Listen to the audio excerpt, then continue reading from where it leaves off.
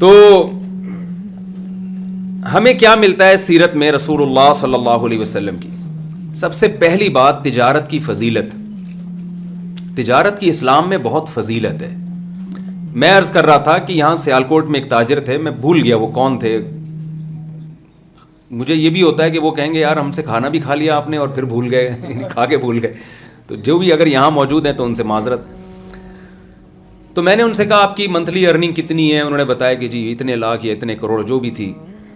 تو میں نے کہا اگر آپ محنت کر کے اس کو ڈبل کر لیں, 1 کروڑ کما رہے ہیں 2 کروڑ کر لیں. انہوں نے کہا ضرورت نہیں ہے, کیونکہ اس میں میرا اچھا گزارا ہو رہا ہے, میں 1 کروڑ روپے کماتا ہوں, یا 10 لاکھ یا 20 لاکھ جو بھی تھی, تو مجھے ضرورت نہیں ہے 1 کروڑ کی, اس کو میں ڈبل کروں, مجھے اس کی ضرورت نہیں ہے. میں نے کہا 1 کروڑ کی ضرورت ہے آپ کو جو آپ کما رہے ہیں, کیا اس کی ضرورت ہے؟ وہ سوچ میں پڑ گئے. میں نے کہا ضرورت انسان کو 2 وقت کی روٹی کی ہے, ایک سر چھپانے کے لیے اس کو جگہ مل جائے. نبی صلی اللہ علیہ وسلم نے فرمایا کہ جس شخص کو سر چھپانے کے لیے جگہ مل جائے, جسم کسی بڑی بیماری سے محفوظ ہو, اور 2 وقت اس کو کھانا مل جائے, تو ایسے ہے جیسے پوری دنیا کی دولت سمیٹ کر اللہ نے اس کے قدموں میں ڈال دی. وہ ناشکری نہیں کر سکتا کہ میرے پاس کم ہے, اللہ کا دیا بہت کچھ ہے. تو میں نے ان سے کہا کہ آپ کی جو ارننگ ہے وہ یہ بھی بہت ہے, آپ کو اس کی ضرورت نہیں ہے, لیکن اس کے باوجود اسلام تجارت کی ترغیب کیوں دیتا ہے؟ آپ اس لیے نہیں کما رہے کہ آپ نے کھانا ہے, آپ قوم کے لیے کمائیں. مسلمان تاجر اگر مضبوط ہوگا, اس سے اسلام مضبوط ہوگا, اس سے مسلمان مضبوط ہوگا, اس سے آپ کا کنٹری مضبوط ہوگا. رسول اللہ صلی اللہ علیہ وسلم کی صحیح حدیث ہے, آپ نے فرمایا المؤمن القوی خیر احب الی اللہ من المؤمن الضعیف. فرمایا طاقتور مومن اللہ کو زیادہ محبوب ہے کمزور مومن سے. علماء نے اس حدیث کی تشریح میں یہ لکھا ہے کہ یہاں طاقت سے صرف جسمانی طاقت مراد نہیں ہے, سائنس اور ٹیکنالوجی کی طاقت ہے, معاشی طاقت ہے, ساری طاقتیں اس میں داخل ہیں. اس لیے کہ پاورفل آدمی, طاقتور آدمی وہ کچھ کر سکتا ہے جو کمزور آدمی نہیں کر سکتا. اگر ہمارے مسلمان تاجر نہ ہوتے تو ملک کا تو اور دیوالیہ نکل جاتا, ہمارے دینی مدارس بند ہو جاتے, ہمارے جو رفاہی ادارے چل رہے ہیں جن میں تاجر لوگ تعاون کرتے ہیں وہ سارے ادارے تباہ ہو جاتے, ہم ہر وقت اشکول لے کے غیروں کے آگے کھڑے رہتے. یہی وجہ ہے کہ نبی صلی اللہ علیہ وسلم کے دور میں بڑے بڑے تاجر تھے. حضرت عثمان رضی اللہ تعالیٰ عنہ, ہمارے یہاں جامع الرشید میں اس پہ تحقیق ہوئی کہ رسول اللہ صلی اللہ علیہ وسلم کے دور کے جو تاجر تھے ان کے پاس سرمایہ کتنا تھا, تو آج کے لحاظ سے اربوں روپے بنتے ہیں. حضرت ابو بکر صدیق رضی اللہ تعالیٰ عنہ کا سرمایہ, حضرت عثمان کے پاس سرمایہ اربوں روپے کے تھے. آپ دیکھیں نا, ایک موقع پہ نبی صلی اللہ علیہ وسلم اعلان کر رہے ہیں تبوک کے موقع پر, حضرت عثمان 100 گھوڑے یا 300 گھوڑے پیش کر رہے ہیں. گھوڑا اس زمانے کی لینڈ کروزر تھی, تو یہ 400 گھوڑے 400 اونٹ دے دینا, یہ اس کی علامت ہے کہ آپ کے پاس کروڑوں اربوں روپے کے سرمایے تھے. ہمارے نبی نے کبھی حضرت عثمان سے یہ نہیں کہا کہ آپ نے اتنی دولت رکھی ہوئی کیوں ہے, کبھی بھی نہیں کہا. قرآن مجید میں سورہ نور میں اللہ تعالی نے کیا فرمایا, رجال لا تلہیہم تجارت ولا بیع عن ذکر اللہ واقام الصلاۃ. ہمارے کچھ نیک بندے ایسے ہیں کہ تجارت ان کو اللہ کی یاد اور نماز سے غافل نہیں کرتی. دیکھیں اعتدال کیا ہے, اللہ نے یہ بھی نہیں کہا کہ ہمارے کچھ نیک بندے ہیں جو بزنس میں ایسا لگتے ہیں کہ نماز کو بھول جاتے ہیں, یہ بھی نہیں, یہ بھی غلط ہے. یہ بھی اللہ نے نہیں فرمایا کہ ہمارے کچھ نیک بندے ایسے ہیں جو بزنس کرتے ہی نہیں ہیں, ہر وقت مسجد میں اللہ اللہ میں لگے رہتے ہیں. یہ بھی نیک بندوں کی تعریف اللہ نے نہیں کی. کیسا بیلنس اور اعتدال قرآن نے پیدا کیا کہ ہمارے نیک بندے وہ ہیں جو تجارت کرتے ہیں, خرید و فروخت کرتے ہیں, لیکن یہ خرید و فروخت نماز کے وقت پہ ان کو نماز سے غافل نہیں کرتی. یہ نہیں کہ 24 گھنٹے مسجد میں بیٹھے رہتے ہیں, یہ بھی نہیں ہے کہ بالکل مسجد کا رخ ہی نہیں کرتے. یہ وہ اعتدال ہے, بیلنس ہے جسے پیدا کرنے کی ہماری سوسائٹی میں ضرورت ہے. اچھا, آپ حیران ہوں گے کہ اسلام میں جہاں بھی پیسے کمانے کا تذکرہ آیا نا، بزنس کا تذکرہ کیا قرآن نے، جہاں بھی.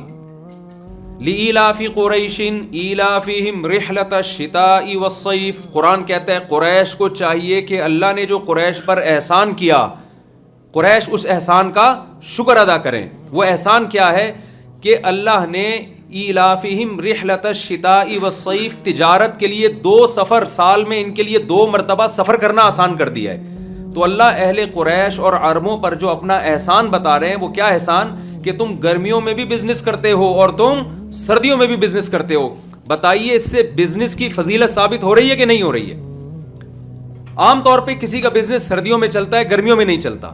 کسی کا گرمیوں میں چلتا ہے اور سردیوں میں نہیں چلتا. اگر آپ میرا ساتھ دیں گے نا، تھوڑا گردن ہلا کے یہاں ہوں کر کے، مجھے لگے گا میں ٹی وی میں نہیں آ رہا، میں سامنے بیٹھا ہوں نا. بعض دفعہ ٹی وی میں کوئی پروگرام آ رہا ہوتا ہے تو کوئی رسپانس ہی نہیں مل رہا ہوتا نا اس میں. تو اللہ نے سمندر کی نعمت کو بیان کیا، وہاں بھی اللہ نے فرمایا لِتَبْتَغُوا مِن فَضْلِهِ، تم سمندر کو مسخر کیا تاکہ تم اللہ کی روزی تلاش کرو، سمندر سے تجارت کرو. تو قرآن میں، حدیث میں ہمیں جہاں بھی ملتا ہے مال کمانے کا ذریعہ وہ تجارت ملتی ہے، بزنس ملتا ہے. یہ جو ملازمت کا طریقہ ہے نا، یہ ہمارے ہاں انگریزوں کے آنے کے بعد دفتروں میں جب کلرکوں کی ضرورت پڑی تو وہاں آ کے یہ ملازمت کا سیٹ اپ شروع ہوا ہے. خود ہمارے نبی صلی اللہ علیہ وسلم نے بزنس کیا. حضرت خدیجہ رضی اللہ تعالی عنہ سے جو آپ نے نکاح کیا، اس کی وجہ سے اللہ نے آپ کے بزنس کو پروموٹ کیا، اور اس فضیلت کو قرآن نے بیان بھی کیا ہے.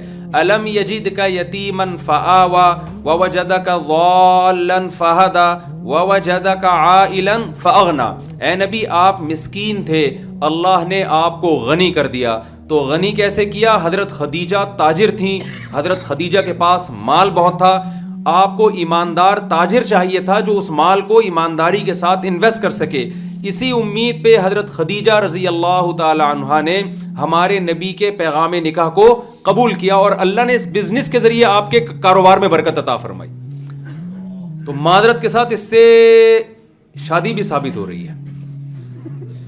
اگر اس زمانے میں ایک شادی کا رواج ہوتا، یہ درمیان میں تھوڑا سا گریوی کراچی کی زبان ہے، یہ پتہ نہیں آپ سمجھتے نہیں سمجھتے. یہ موضوع سے ہٹ کے تھوڑی سی 2 منٹ کی بات. یہاں کوئی میرڈ خاتون بیٹھی ہیں تو ان سے معذرت. تو اگر اس زمانے میں ایک شادی کا رواج ہوتا تو ہمارے نبی حضرت خدیجہ سے کرتے نکاح. بھئی ہمارے یہاں ہوتا ہے نا، شادی تو زندگی میں ایک ہی دفعہ ہوتی ہے، بھئی میں بزنس کروں یا اب ہمیں یہ ہوتا ہے نا کہ بہو آئے گی گھر میں ایک ہی دفعہ. میں لوگوں سے کہتا ہوں کہ دیکھو، ہم کراچی میں جب قربانی کا بکرا لینے کے لیے جاتے ہیں نا، تو ذرا سا بھی اس میں فالٹ ہو ہم نہیں خریدتے جانور. کیوں یار؟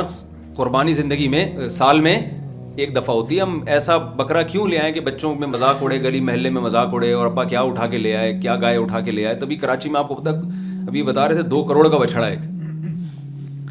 تو آپ سوچیں، جب جو سال میں ایک دفعہ بکرا مولانا یاز شاہ صاحب کے سامنے پہلے آ گیا ہے، جو جانور آپ نے سال میں ایک دفعہ خریدنا ہے، اس میں اتنی تگ و دو کرتا ہے انسان کہ ذرہ برابر بھی فالٹ نہیں ہو. تو بیوی کی اہمیت بکرے سے زیادہ ہے یا نہیں ہے؟ اور وہ سال میں ایک دفعہ نہیں، وہ زندگی میں ایک دفعہ. تو مردوں کے نخرے تو پھر ہونے ہیں نا. پھر کسی لڑکی کی ایج تھوڑی زیادہ ہو گئی، اس کی نکاح کی امیدیں ختم. کوئی بیوہ ہو گئی، اس کی نکاح کی امیدیں ختم. کسی کو طلاق ہو گئی، اس کی نکاح کی امیدیں ختم. کوئی شکل کی تھوڑی سی دبی ہوئی ہے، اس کی نکاح کی امیدیں ختم. تو اگر آپ معاشرے میں زیادہ شادیوں کو پروموٹ کریں گے تو انسان کہے گا یار اس کی عمر زیادہ ہے، کوئی بات نہیں، بزنس پارٹنر بنا لو اس کو. یہ خدمت گزار ہے، اماں کی خدمت کے لیے ایک شادی ادھر کر لو، ٹھیک ہے نا. یہ رشتہ داری جوڑنے کے لیے میری کزن ہے، طلاق یافتہ ہے، کئی مشکل ہو رہی ہے، چلو یار خالہ خوش ہو جائیں گی، ایک شادی یہاں کر لو، اور ایک اپنی پسند کی کر لو، ٹھیک ہے نا. تو یہ اسلام نے یہ عورت کے فائدے کے لیے فلسفہ دیا ہے، عورت کے فائدے کے لیے. تو خیر اس میں عورت کو فائدہ ہے، خواتین یہ بات سمجھتی نہیں ہیں. تو میں یہ کر رہا تھا کہ ہمیں قرآن میں، سنت میں 99% مال کمانے کا اگر کوئی ذریعہ ملتا ہے تو وہ قرآن نے تجارت کو فوکس کیا ہے. صحابہ بھی تاجر تھے. نبی صلی اللہ علیہ وسلم نے فرمایا، ایک روایت میں ہے کہ میری امت کے 10 حصوں میں سے اللہ نے 9 حصے روزی تجارت میں رکھی ہے. 9 حصے روزی تجارت. آج بزنس کو پروموٹ کرنے کی ضرورت ہے مذہبی اعتبار سے ہمارے یہاں. اچھا میں ایسے ایسے تاجروں کو جانتا ہوں کہ افغانی تھے, انہوں نے اسکریپ کا کام شروع کیا, ادھر سے کچھ مل گیا اٹھا کے بیچا, اور ہوتے ہوتے محنت کرتے کرتے آج ان کا کروڑوں کا بزنس ہے. اور ایسے لوگوں کو بھی جانتا ہوں جن کے ابا نے لاکھوں روپے خرچ کر دیے اپنے بچوں کو بزنس پڑھانے کے لیے, ان کا ہزاروں کا بھی بزنس نہیں ہے. تو میں نے اسی تاجر سے سنا جو افغانی تھا نا, جو بیچارہ کچرا چنتے چنتے کروڑ پتی بن گیا. ایک دن مجھے کہنے, میں نے کہا آپ نے بزنس کتنا پڑھا ہے؟ اس نے کہا مفتی صاحب جو بزنس پڑھتا ہے وہ بزنس کے علاوہ دنیا کا ہر کام کر سکتا ہے. اب پتہ نہیں یہ صحیح اس کا تجزیہ تھا یا نہیں تھا. اس نے کہا بزنس جو پڑھ لے گا وہ بزنس کے علاوہ دنیا کا ہر کام کر لے گا. تو واللہ عالم, یہ تو آپ ہی کا آپ بتائیں گے یہ صحیح کہا ہے کہ نہیں کہا. یہ کرنے سے آتا ہے نا, ظاہر پڑھنے سے نہیں آتا. خیر, تو اسلام میں پہلی پوائنٹ کیا ہوا؟ تجارت کی بہت زیادہ فضیلت ہے.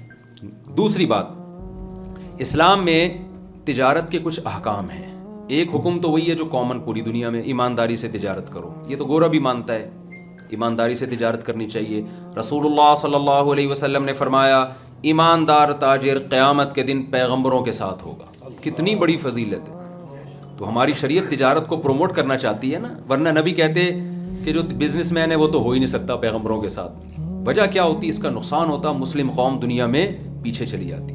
تو ایمانداری تو یہ تو کامن چیز ہے. ملیشیا اور اس جیسے کئی کنٹریز ایسے ہیں جن میں اسلام آیا ہی اس لیے کہ جب صحابہ اور عرب تجارت کرتے تھے سمندری, تو ان لوگوں نے ان کی ایمانداری کو دیکھ کر اسلام قبول کرنا شروع کیا. تو یہ ہمارے اسلاف تھے. ہمارے نبی صلی اللہ علیہ وسلم مارکیٹ میں جاتے, آپ صرف زبان سے نہیں بتاتے, آپ عمل سے بھی ان کو موٹیویٹ کرتے. صحیح حدیث ہے, آپ صلی اللہ علیہ وسلم بازار گئے, آپ نے گندم کی بوری میں ہاتھ ڈالا, نیچے گیلی گندم تھی اوپر خشک. آپ نے ان صحابی سے فرمایا کہ جو دھوکہ دے گا وہ ہم میں سے نہیں. کسٹمر اوپر کی گندم دیکھ کے یہ بوری لے جائے گا. اور یہ تجربہ ہمیں سبزی منڈی کراچی میں بہت دفعہ ہوا. ہم سیبوں کی پیٹی لے کر آئے, اتنی خوبصورت پیٹی, جب گھر جا کے کھولا تو اس پہ شکر ادا کیا کہ بس سیب نکل آئے اندر سے, گلے سڑے, ورنہ بم نکل جاتا کیا کر لیتے بھائی, ہم کوئی پتہ نہیں ہوتا کراچی کے حالات کا. تو وہاں تو ہم اس پہ خوش ہوتے ہیں, بے شک گلے سڑے نکلے لیکن کوئی بم نہیں نکلا, کچھ اور نہیں نکلا اس میں سے. تو یہ ہمارے ہاں دھوکہ ہے. چائنا سے خاتون نے مجھے بتایا, پاکستانی خاتون تھیں, کہ ایک چائنیز مسلمان ہوا, تو کہتی ہیں میں نے اس سے شادی کر لی, چلو جی اسلام قبول کیا ہے. بہت اخلاص سے اس نے اسلام قبول کیا تھا. جب اس کا معذرت کے ساتھ پاکستانی تاجروں سے ٹاکرا ہوا ہے, اس نے اسلام کو چھوڑ دیا. اس نے کہا بھائی تمہاری کتابوں میں کچھ اور لکھا ہوا ہے اور پریکٹیکلی کچھ اور ہے. تو یہ ہمارا امیج ہے, ایک صحابہ اور ہمارے اسلاف تھے, ان کو دیکھ کے لوگ اسلام قبول کرتے تھے, اور ایک ہم ہیں کہ ہم کو دیکھ کے لوگ اسلام سے دور بھاگتے ہیں.